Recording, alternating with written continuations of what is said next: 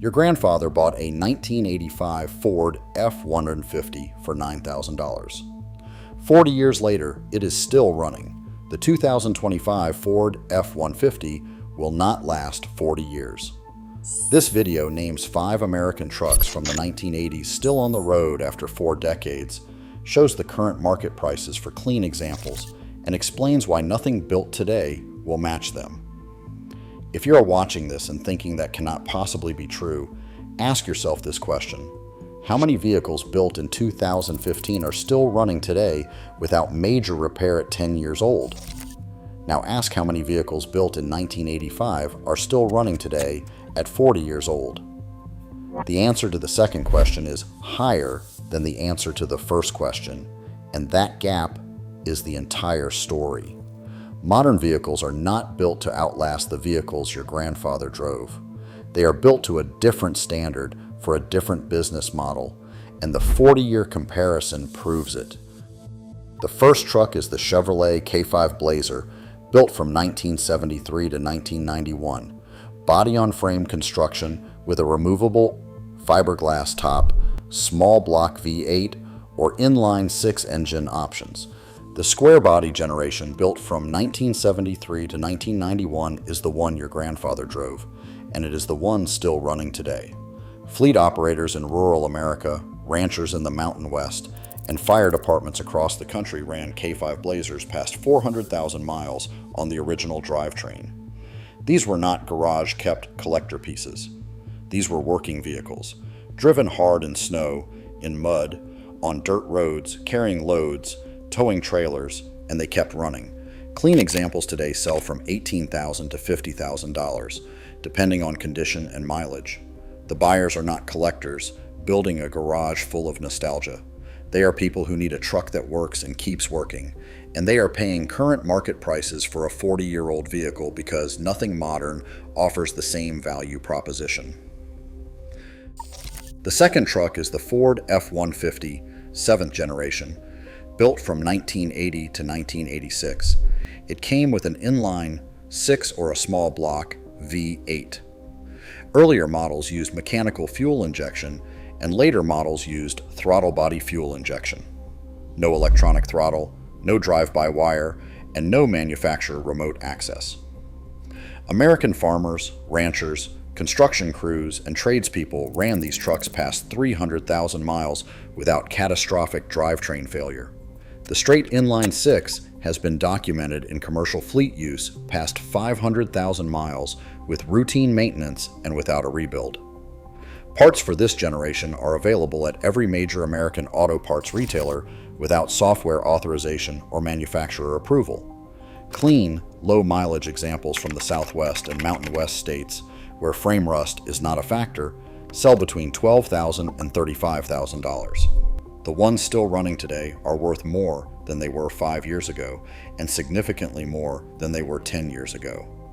The market has recognized what your grandfather already knew when he bought it new in 1984. This truck was built to last.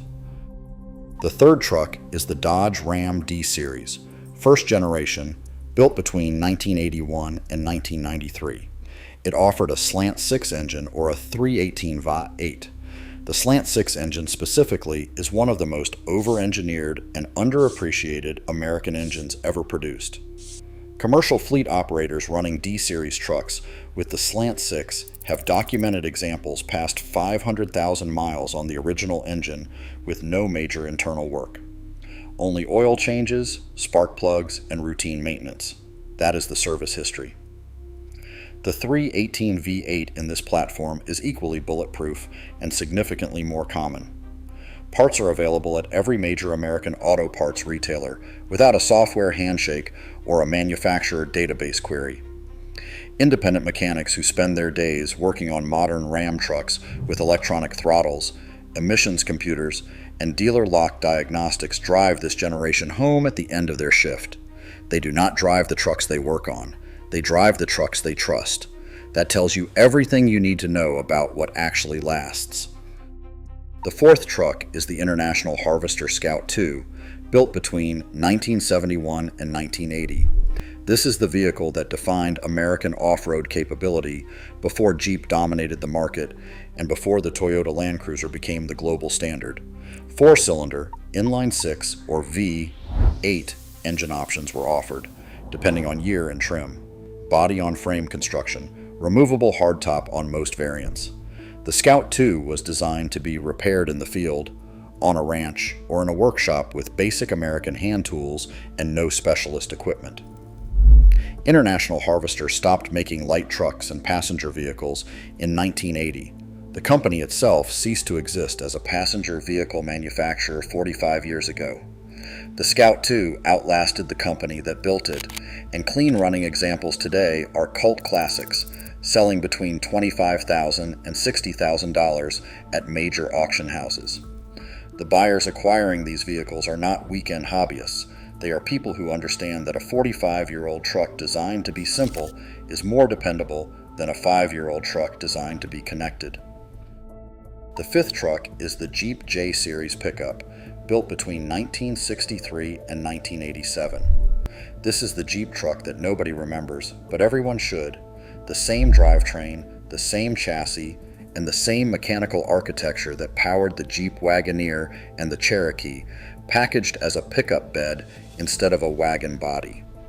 The J10 and J20 variants from the 1980s carry the same American motors, inline, 6 and V8 engines that are documented past 400,000 miles in Wagoneer and Cherokee service. Parts interchangeability with the Jeep CJ platform and the Wagoneer platform means independent repair shops across the country can source what they need without manufacturer involvement of any kind. Clean examples of J-Series trucks sell today between $15,000 and $40,000, depending on condition, drivetrain, and regional demand. Your grandfather knew this was a working truck that would keep working. The market took 40 years to agree with him, but it has agreed. These 5 trucks share one characteristic that no modern American truck replicates in any trim level at any price point. They were designed to be owned and repaired by the people who bought them. No software authorization required for any repair. No dealer-only diagnostic access. No cellular modem transmitting location data and driving behavior to a corporate server. No subscription features that stop working when the payment stops.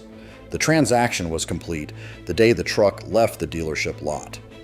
Repairs could be completed by any qualified mechanic with standard American hand tools purchased at any hardware store.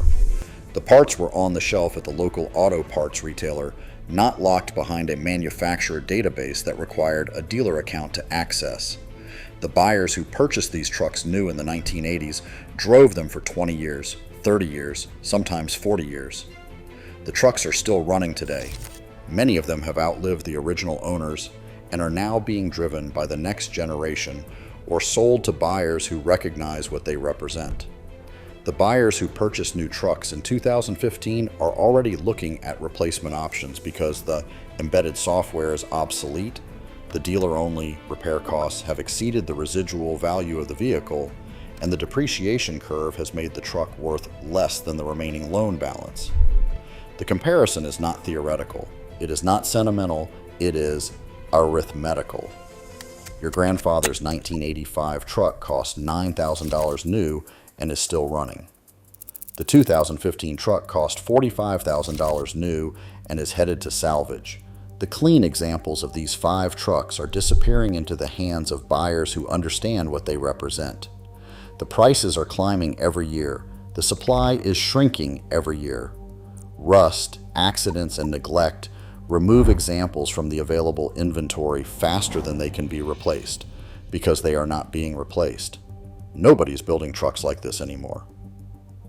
Your grandfather was right about American trucks. The market took 4 decades to figure that out. The buyers moving into this market right now are ahead of the next wave of awareness, and they are paying today's prices for assets that will be worth more tomorrow. The next video answers the question most buyers have after watching this. If these trucks are 40 years old, how do you actually verify that a specific example will run another 20 years? And what are the inspection points that separate a clean truck from one with hidden structural problems that will cost more than the purchase price to fix. That video's coming next.